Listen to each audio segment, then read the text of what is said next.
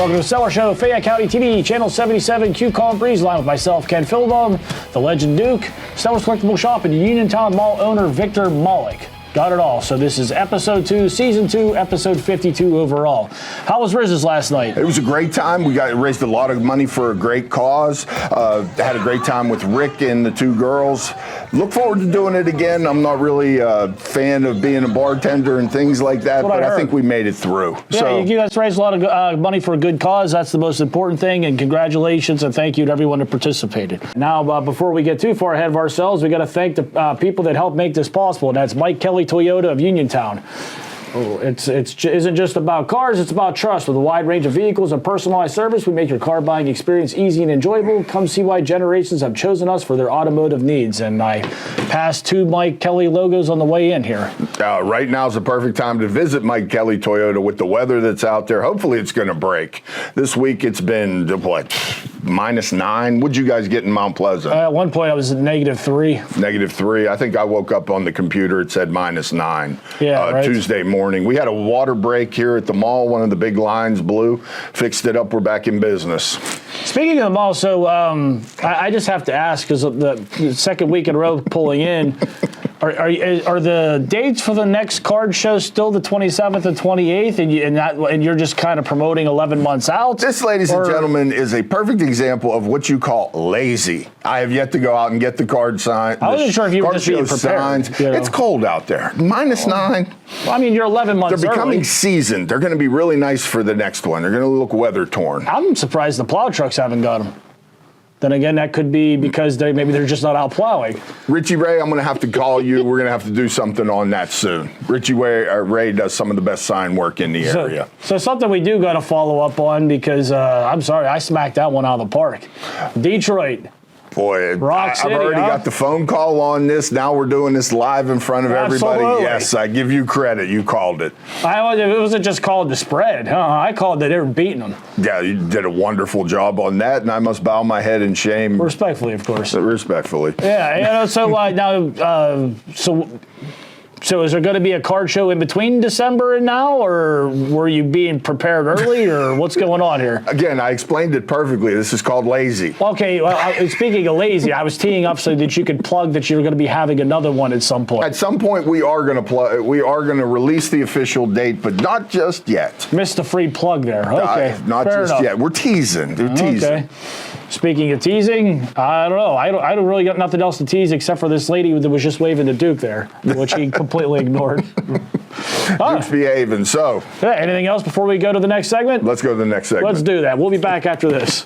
Hey kids, are you 6 to 14 years old with a great idea for a product, a passion for business, and a goal to do great things? If so, here's your chance to showcase your talents at the Young Entrepreneur Showcase. Join us on Saturday, March 29th from 11 a.m. to 1 p.m. at the Grayson House. For just $15, you'll get the chance to set up a table to showcase and sell your products. For more info or to register, contact the Fayette Chamber of Commerce or scan the QR code on the screen. Don't miss out. This is your chance to shine. Welcome back to the Stellar Show, Fayette County TV, Channel 77, Q Call and Breeze Line with myself, Ken Philbaum, the Duke, at Stellar's Collectible Shop, and the Uniontown Mall owner, Victor Malik, where there are 2 doors on each side that are working at the main entrance. Check them both out. So, things are looking up. That's right. And you know what? Once again, take that to the dead mall people. Yeah, those people that make that nonsense on YouTube, you know, whatever. We still got something we're working on for you guys. Mm-hmm. Yeah, but it's anyway, coming. Yes, sir. So we're going to jump into Caden's favorite section, and I brought one best of both worlds here. We got Donkey Kong. Oh, wow. Yeah, right. And we got the vintage Woolworth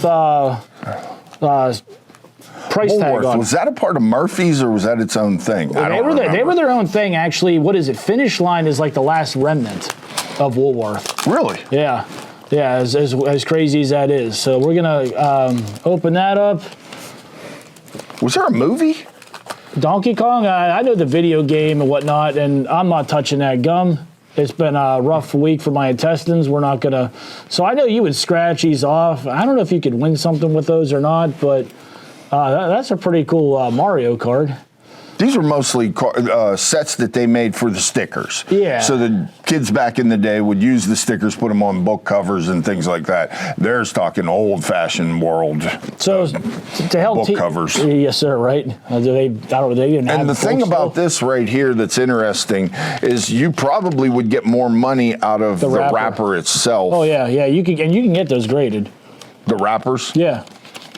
Yeah, and that's something that we're going to get into in one of the upcoming shows, grading the wrappers and as well as grading magazines. Yeah. We really started to notice an uptick in the world on programs, magazines, Sports Illustrateds. We're going to do a show on that, and I'm going to send a couple of the higher-end magazines I have here I got some off to the Joe Paterno stuff that you have. No, just some other I don't know ones, if you would even need to grade the Paterno you have. The one, no, but I honestly, I'm only getting that graded if I'm there, because like I said, being that it came from the team manager from the team that year. Because the one magazine that I want to get graded is the Michael Jordan Rookie Bulls one. Okay. Which I have one that is considered a newsstand edition that doesn't have a subscription tag on it.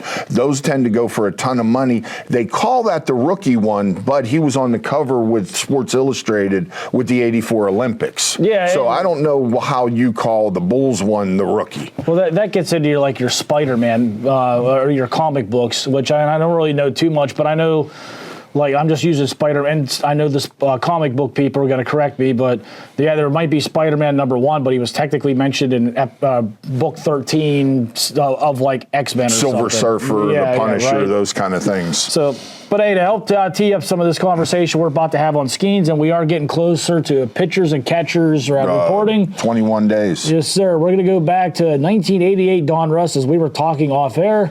This might be one of the worst sets in years ever for Roberto Alomar, we were talking. and Tom Glavine. I think Glavine's in there. All right. Yeah, I think he is. We got Fisher. I think there's a nice Bo Jackson in here. Former #1 overall pick that finished up with Barry Larkin. Yeah. Is that a rookie? That might be a rookie. Yeah, that actually. is a rookie. Oh, wow. No, not 88. He's 87. Yeah, you're right. 87. A lot of former Pirates here. The reason this set stinks is where were you when Sid slid? Had World Series tickets in my hand.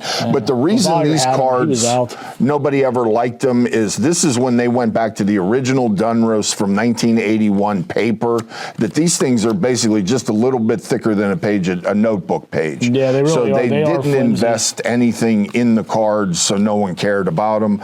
You double down with this and having a weaker rookie class. Go ahead, back up, bud. Yeah. You're getting excited here. Oh, there you go. Got Barry. Look at the centering on that. That's nice. It's got some spots, some ink spots, but Junior Ortiz. He was a fan favorite for a couple of years. He was.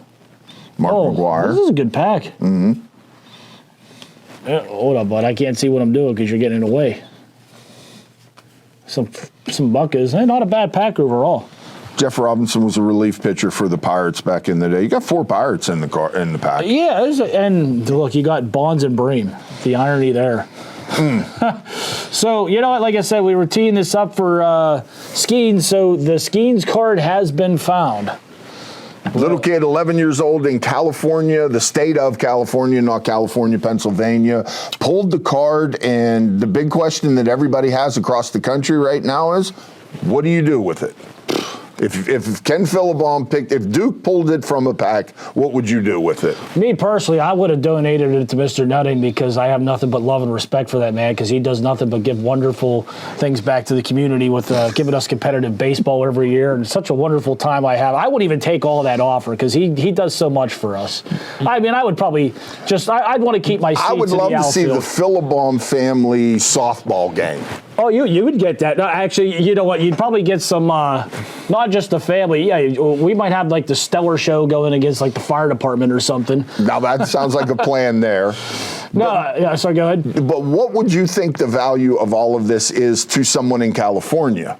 Because we did some math yesterday you say here. that, yep. And if you took the seats and did StubHub with them, if you go back to the days when the Steelers sold the private seat licenses, which I still think is criminal, but they sold the private seat license. We'll save I that believe for a rainy day. Pitt basketball did the same thing where you had to actually purchase the ability to purchase the product.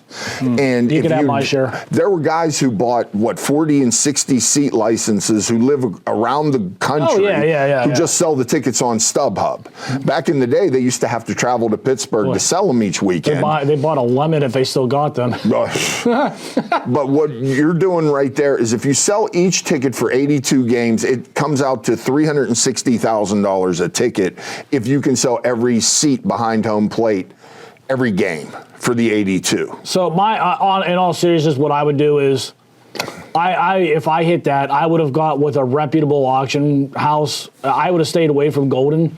I'm not a fan. That's just my opinion. I would have got with someone high end, and I would have put it in their hands. I would have bypassed eBay. Nothing. I mean, I've had mostly good experiences with eBay, but I would have got with a reputable auction house. Top. Yeah, because the thing is, if Lord willing, or God forbid, Mr. Nutting would sell the Pirates, that probably ends that agreement with those tickets. Possibly.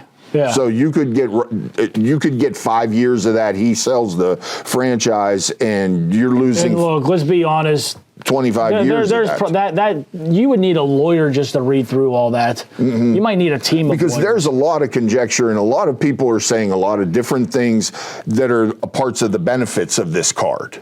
At the end of the day, I don't even know if there's an official list of what the benefits are, because each individual person adds or subtracts something when they talk about this. I'll be honest with you, I don't know what exactly goes with that card. I'm just based on because this thing's all over the place. Like I said, who knows? I mean, look, I want that thing sold. I mean, I hope Skenes pitches for 20 years, and I hope most of them are here in Pittsburgh. But at the end of the day, look, he's been pitching for 3 years. I mean, this guy, and he's, one of those freak show situations. When you're a pitcher throwing that hard, you're one pitch away. Yeah. And that card value is gone the second the worst could possibly happen, as soon as you hear Tommy John, that card is cut 20%. It's worth 20% of what it was. Yeah. So like I said, I would get with a reputable. Like I said, the highest bidder gets it. I want rid of that thing as quick as I can get rid of it, because it is not going to be worth $20 million 10 years from now. It probably will be worth less than what it is right now. What would you do with it? Me personally, I would give it to a kid. I honestly would, to let them have the benefit of. I would give it to one of the straight A students in here. I can talk like this because I don't own the card. True. But different. To go through the process of the auctioning of the card, the tax ramifications on it, the headaches, the hassles, all of that, that's something. What is it worth to you to go through that? So that thing should fetch $1 million. I don't see that card being worth that much. I don't. That's two different. I see that card being worth $10,000 to $15,000, no more than that. This whole thing, there's not a patch; it's just an autograph that says 101 on it. So I don't see the card collecting value of that, other than saying I'm the idiot who has enough money to purchase the card. Oh, I get that, but that's what it is right now. Yeah, the vanity of owning the card. That's what it is. There's all these like false fronts out there that you see these people on YouTube and Facebook and wherever. Like like I said, there's someone out there that will pay that. Or you got to have two people bidding, because you're gonna have to have one. You're gonna have to. I think it'll fetch about $1 million. By the time you'd go through an auction house, pay taxes and whatnot, you should clear half of that, and that would be good enough for me to say.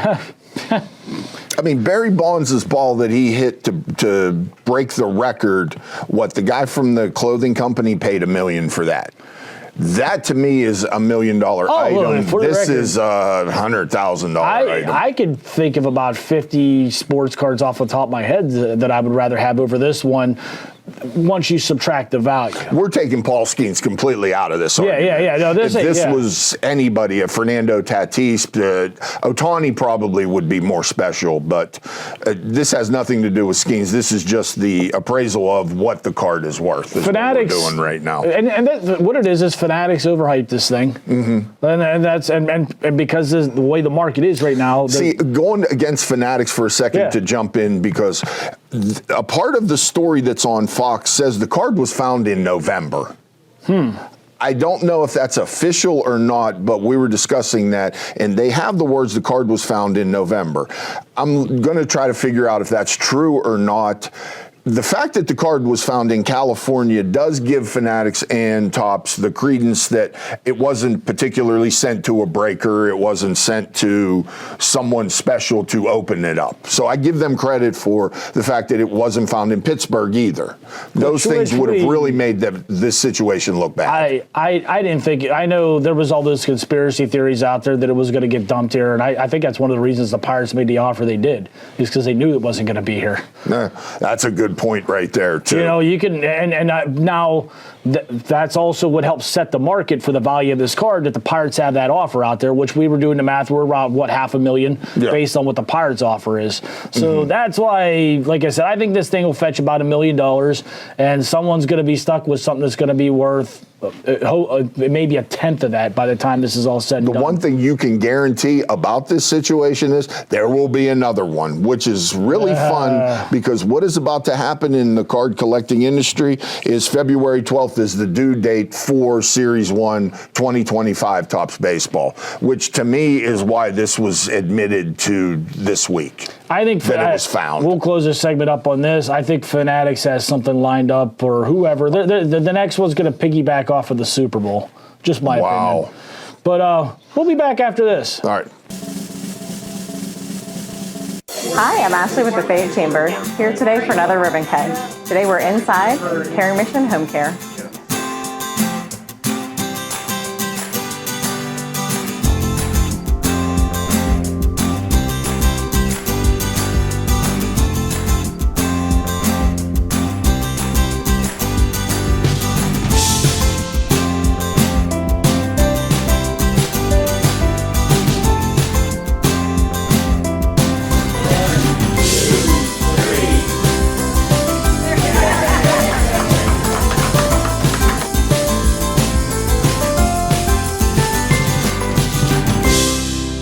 Welcome back to the final segment of Stellar Show here inside the Stellar's Collectible Shop in Uniontown Mall with the owner, Victor Malik, myself, Ken Philibum, and the legendary Duke here. Scared him. I know, right? Speaking of the Duke, friendly reminder, you know, in Fayette County, there's a Humane Society, Fayette Friends of Animals, and also your counties like Somerset, they have a Humane Society and whatnot, where some of you are watching this.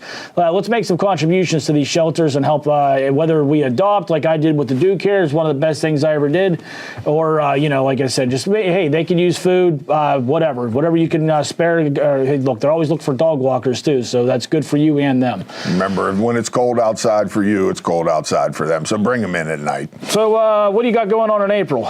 Projected, well, possibly. Right now, projected possibility. I brought one of these out of retirement from the last card show. This is one of the tablecloths that we used over there. I think it looks quite nice on here, and I was tired of the terrible towel one because the Steelers let us down. So tentatively right now, there's going to be a card show here at the Uniontown Mall, Palm Sunday weekend, April 11th and 12th. Don't hold me officially to that, but I want to get the word out there that it's damn near done. All right. So you got a Skenes jersey for sale here? Well, boy, imagine what these things would be going for if this was real and at the card show. 11th and the 12th. That's second week of the Pirates season, so Skenes will have already pitched. The backside of this jersey doesn't look horrible. Yeah, look at this. But it doesn't look horrible. To the trained eye, it has some flaws, but well, look at this front. And this is what the hell is this? I don't know. I didn't put it on there.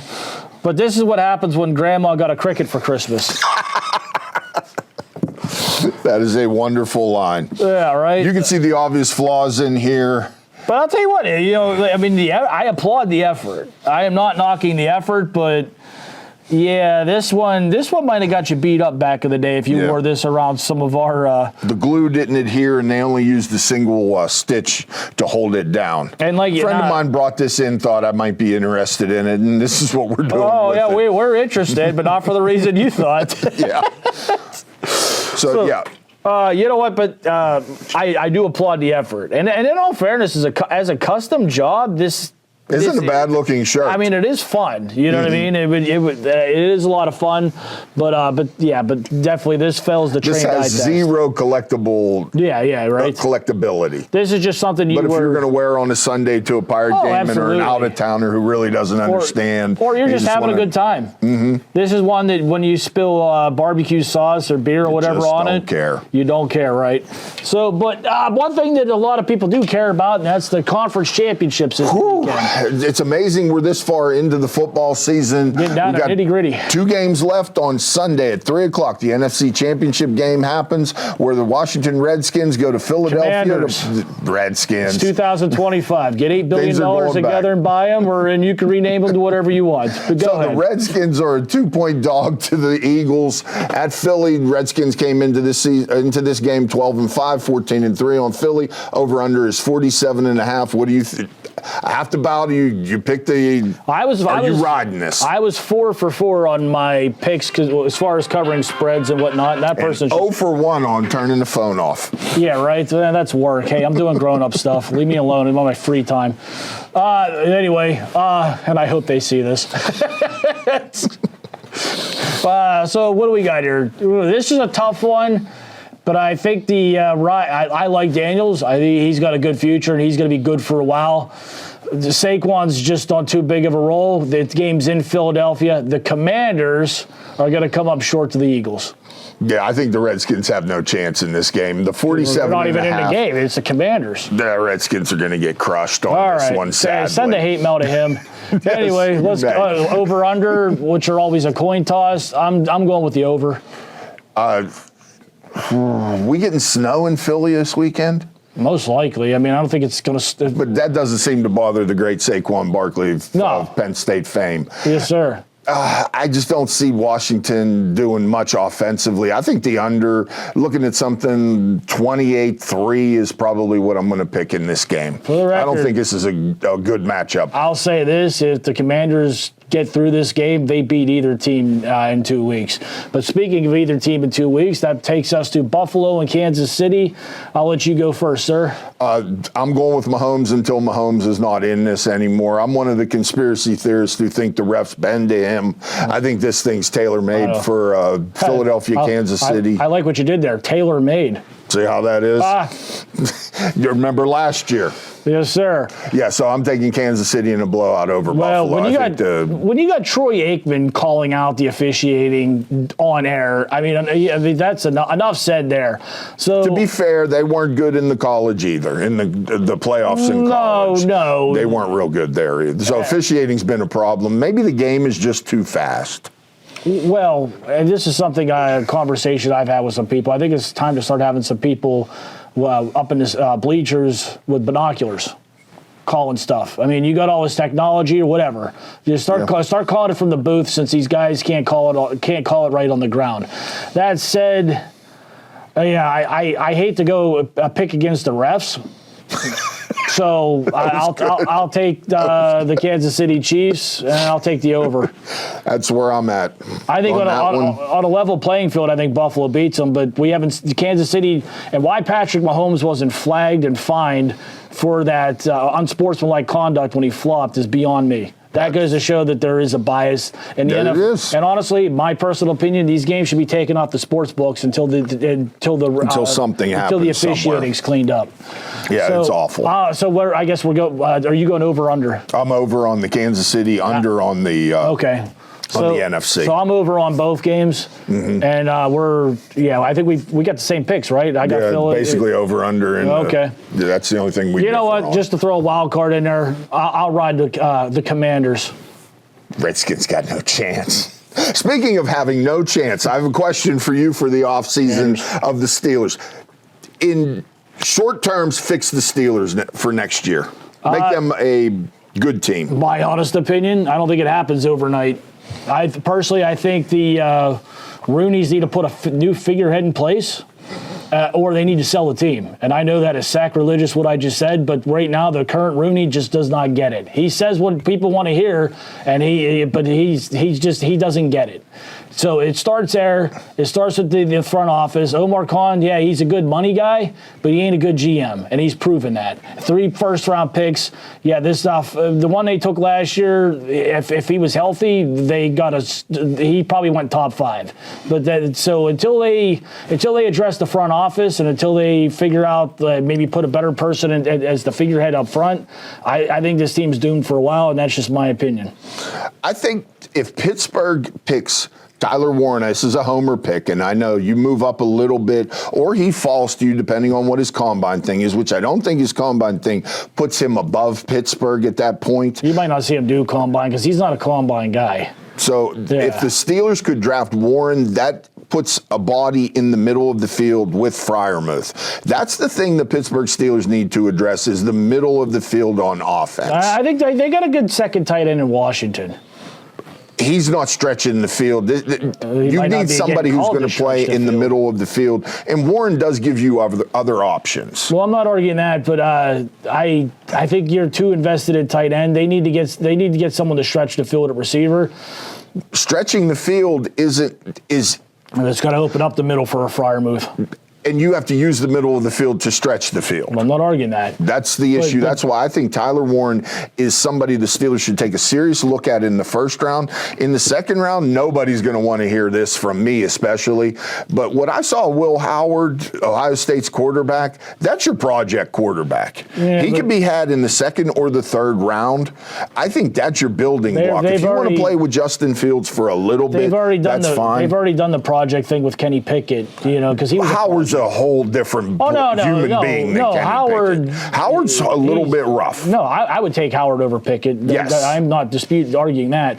But I just think that, they need to, in my opinion, they should give Fields the ball next year, see what they have, and then go. And if they don't like him, then the year after that, you take a quarterback in the first round, and then you build off of that guy. You're believing that the Steelers are going to change. I'm not picking on you. No, you're good. But you're believing that the Steelers are going to go outside of themselves and let themselves be a 4-14 team, 4-13 team. They're not going to let that happen. Always get some. That's my point. So you're going to draft in the 20s, and then you're going to have to give up first and second round picks to move up. That's fine. At some point, they're going to have to do that.